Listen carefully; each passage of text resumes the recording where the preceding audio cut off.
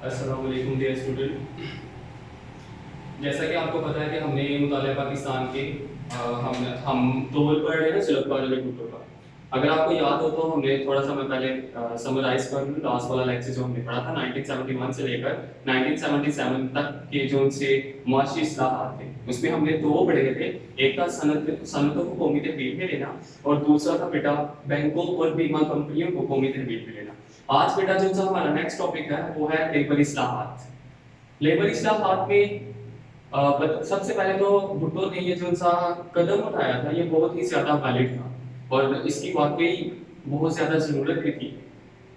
इसमें क्या हुआ कि लेबर जो मजदूर तबका है और आप जैसा कि हम लोग को पता है कि पाकिस्तान की जो सी 54% पॉपुलेशन है वो इसी सर्कल से बिलोंग करती है, मतलब इन्हीं लोगों से बिलोंग करती है। हमारे मुल्क की जो 54% पॉपुलेशन है वो मजदूर है, चाहे वो किसान है चाहे वो किसी तरह का भी है, लेकिन वो मजदूर तबका है। तो लेबर इस्लाहात में सारे का सारा जितना भी हम पढ़ेंगे वो यही पढ़ेंगे कि किस तरह मजदूरों के लिए बेनिफिशियल था भुट्टो, किस तरह उसने स्टेप्स लिए, किस तरह इकदाम उठाए कि किसी न किसी तरह उसकी कौम का मजदूर जो सा है वो भी वैसे ही जिंदगी बसर कर सके जैसे कि आम इंसान को करनी चाहिए या आम इंसान करता है। तो इसका मैं पॉइंट आफ्टर पॉइंट आपको डिटेल बताता जाऊंगा और कोशिश करूंगा कि इसको थ्रो बैक करूं पास इवेंट के साथ ताकि आपको ज्यादा अच्छे से समझ आ जाए। सो हम स्टार्ट करते हैं अपने टॉपिक को, लेबर इस्लाहात। भुट्टो हुकूमत ने 10 फरवरी 1972 को लेबर पॉलिसी का ऐलान किया।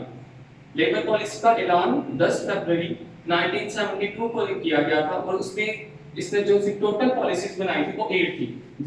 जो मेरी फर्स्ट वन है वो है हर कारखाने में इंतजामी मामलात को चलाने वाली कमेटी में मजदूरों के नुमाइंदे भी शामिल किए गए जो कुल तादाद का 20% मजदूरों को इख्तियार मिल गया कि वो कारखाने के हिसाबात और स्टोरों की जांच पड़ताल का मतलब होता है देखभाल करना और नुमाइंदों के जरिए अपने नुमाइंदों के जरिए कर सके। मतलब for the very first time in the history के मजदूर लोगों को भी किसी मीटिंग में बुलाया जाता है और पूरी फैक्ट्री में जितने भी मजदूर काम करते हैं उन्होंने अपने 20 नुमाइंदे 20 ऐसे लोग चुने जिनके ऊपर उनको यकीन था या जो वाकईतन मजदूरों के हालात को समझते थे और जब भी कोई मीटिंग होती थी वो 20 फर्द भी उस मीटिंग का हिस्सा होते थे। इस तरह जिनसे इंतजामी मामलात को, क्योंकि जाहिर बात है जो निचला तबका है वो ही जानता है कि निचले तबके की क्या प्रॉब्लम है, जो अपर लेवल तबका है वो नहीं जान सकता कि नीचे वाले तबके को क्या मुश्किलात का सामना करना पड़ रहा है, जैसा कि आजकल का हमारा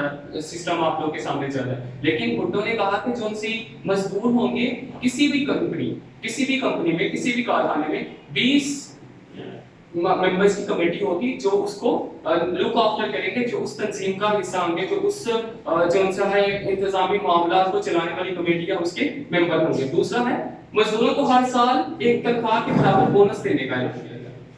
पैदावार में इजाफे की सूरत में मजीद खुसूसी बोनस देने का ऐलान भी किया गया। मतलब कि हर साल के बाद अगर एक मजदूर को अपना टेन्योर पूरे किए 1 ईयर हो चुका है तो 1 साल के बाद जो उसको 13th मंथ मतलब 13वें माह उनको जो उसको जो पे मिलेगी उसको डबल पे मिलेगी। एक वो पे जो रनिंग मंथ की है और एक उसको एज अ बोनस मिलेगा और अगर उसके काम की तादाद पहले की निस्बत ज्यादा है तो वो बोनस उसको उसकी तनख्वाह से ज्यादा मिलेगा। क्यों? क्योंकि उसने ज्यादा मेहनत की और उसको उसका मुआवजा भी देना चाहिए। उसके बाद थर्ड वन था जो सा बहुत ही इफेक्टिव था, जो बहुत ही ज्यादा मौसर था।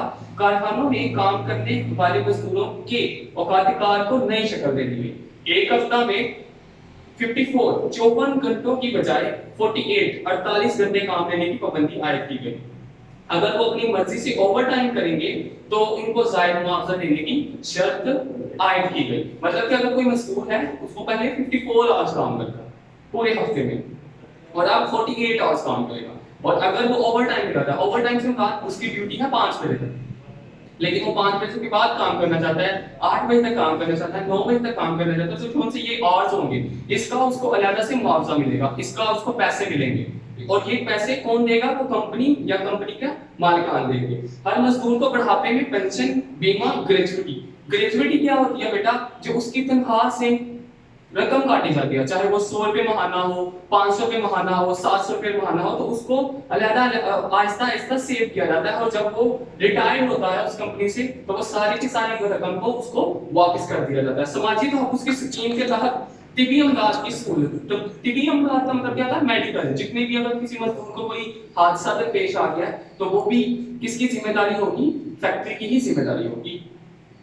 हर मजदूर, आगे बेटा पॉइंट नंबर 5 है, हर मजदूर को रहायशी मकान और तालीम की सहूलत मुहैया की जाएगी, हर कारकुन का तिबी मुआयना लाजमी होगा, कम से कम एक बच्चे की कारखाने की तरफ से मैट्रिक तक तालीम का इंतजाम होगा। मतलब कि मजदूरों को आप देख रहे हैं कि from beginning to till now कि हम वो जितनी भी बात करें मजदूरों के लिए कर रहे हैं, मतलब कि मजदूर को, मजदूरों में से, मजदूरों के अफराद में से, फैमिली के अफराद में से, खानदान के अफराद में, फर्द में से एक फर्द ऐसा होना चाहिए जिसको ये कमेटी की या कंपनी की जो रिस्पॉन्सिबिलिटी है कि किसी एक बच्चे को, मजदूरों के किसी एक बच्चे को मैट्रिक तक मुफ्त तालीम फराहम की जाए। उसके बाद है बेटा 6 point, trade unions. Trade unions है ये ताजरों की तंजीम। ट्रेड यूनियन के जरिए मजदूरों के झगड़े निपटाने के लिए सनती रवाबत कमीशन कायम किया गया। इस सिलसिले में जूनियर अदालतें कायम की गई। इस तरह मजदूर को अज़खुद अपना मुकदमा लेबर अदालत में ले जाने का हक मिल गया। इससे क्या फायदा हुआ कि अगर मजदूर को कोई भी प्रॉब्लम दरपेश आती है तो वहां पर एक लेबर की अदालत लगाई गई।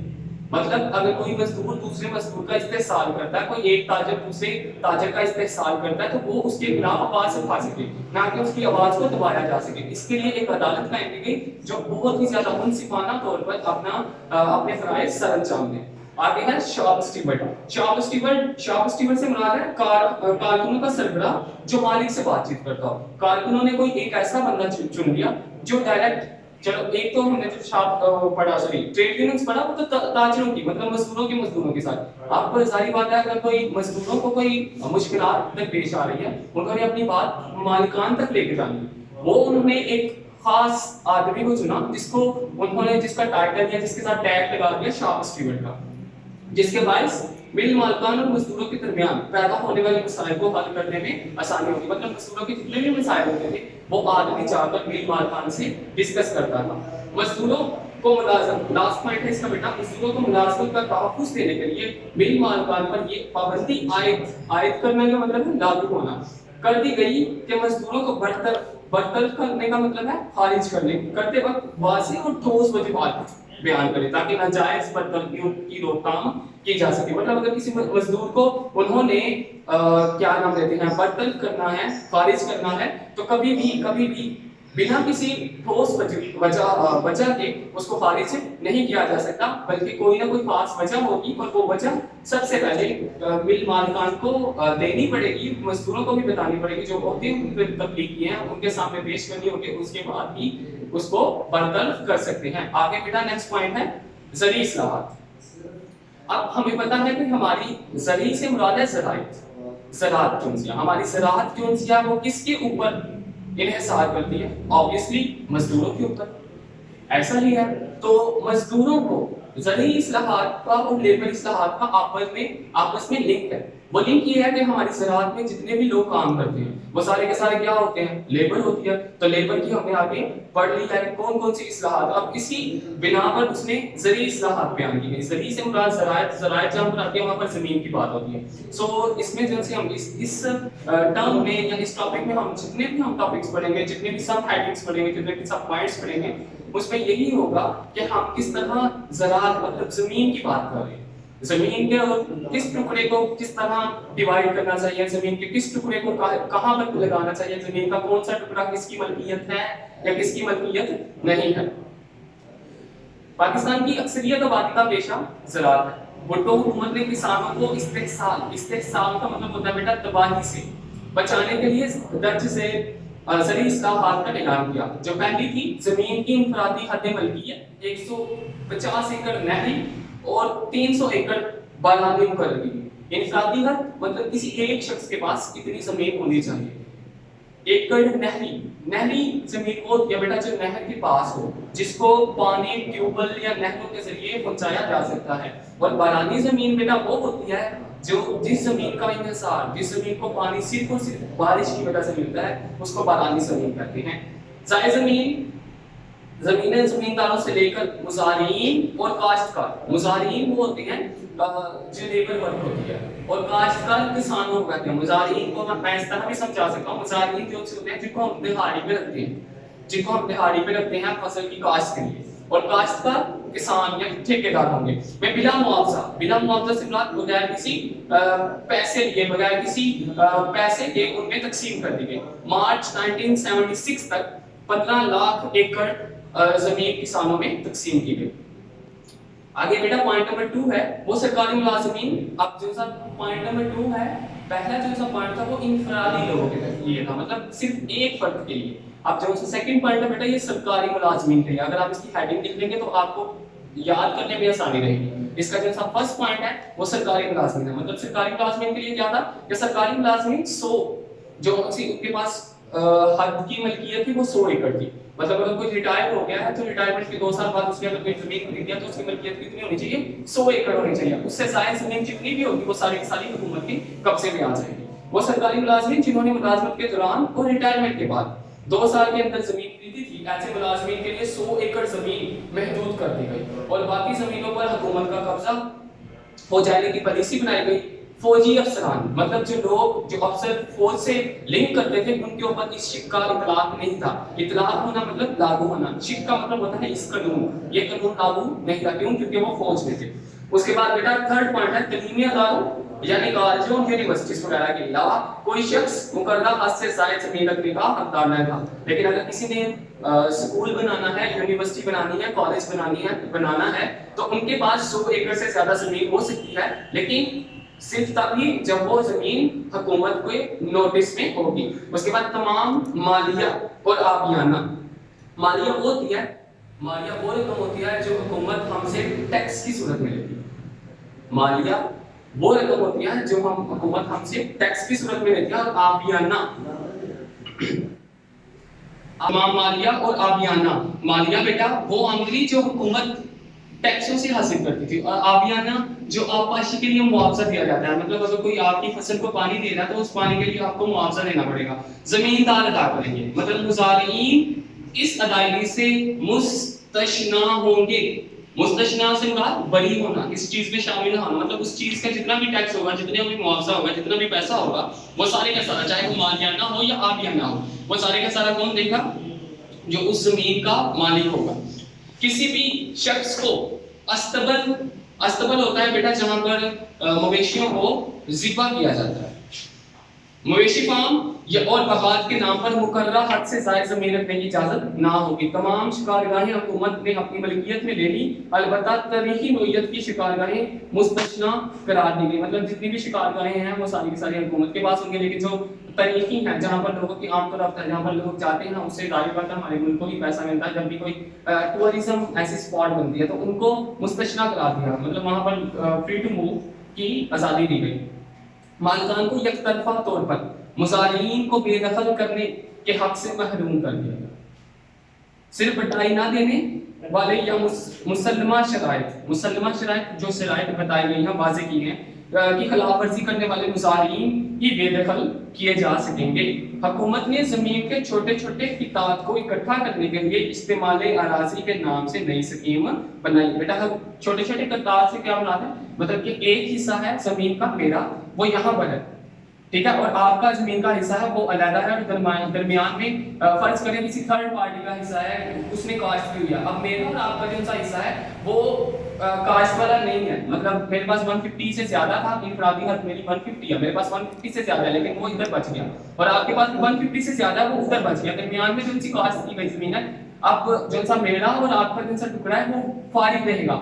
کیوں؟ کیونکہ وہ علیحدہ علیحدہ ہے, اس کا کوئی کام نہیں. تو انہوں نے کیا کیا, ان دونوں ٹکڑوں کو ملا دیا. مطلب جو درمیان میں انسان لوگ یا کسان کاشت کر رہے تھے انہیں وہ والی زمین دے دی یا یہ والی زمین دے دی, اور دونوں ٹکڑوں کو ملا دیا. اس کو کہتے ہیں استعمالی اراضی. اسی طرح زمین کے جتنے بھی ٹکڑے تھے ان کو علیحدہ علیحدہ کی جگہ پر کے چھوٹے چھوٹے ٹکڑوں کو ساتھ ملا دیا تاکہ ایک بڑی زمین اور بہتر کاشت والی زمین کو بنایا جا سکے. پاکستان آگے بیٹا 9th پوائنٹ ہے, پاکستان میں مشینی کاشت کے لیے تحریک امداد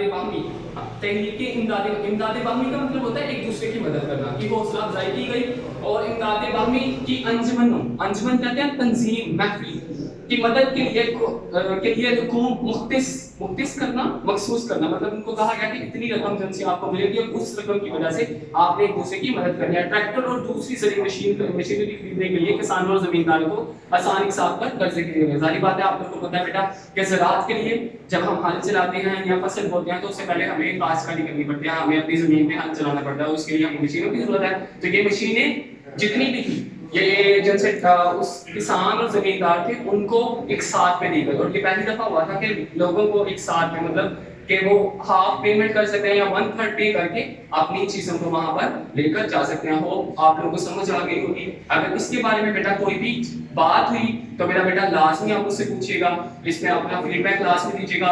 ये मेरा मतलब लेबर इस्लाहात के मुताबिक 5 जो यहाँ बहुत इंपॉर्टेंट शॉर्ट क्वेश्चंस हैं, और ये ज़रूरी इस्लाहात के। पहला है लेबर पॉलिसी का ऐलान कबूल किसने किया, कारखानों के इंतजामी मामलात में क्या पेशरफ्त आई, मजदूरों के औकात में क्या तब्दीली आई, ट्रेड यूनियन से क्या मुराद है, और बेटा शाह स्टीवर्ट का ओहदा क्यों तख्लीक किया गया। और उसके बाद मेरा बेटा ज़रूरी इस्लाहात में है जमीन की इंफरादी हद मलकियत से क्या मुराद है। सेकंड क्वेश्चन है सरकारी मुलाजमीन पर ज़रूरी इस्लाहात का निफाज मुख्तसर बयान करें। And the third and the last one is इस्तेमाली अराजी से क्या मुराद है। थैंक यू बेटा, हैव अ नाइस डे।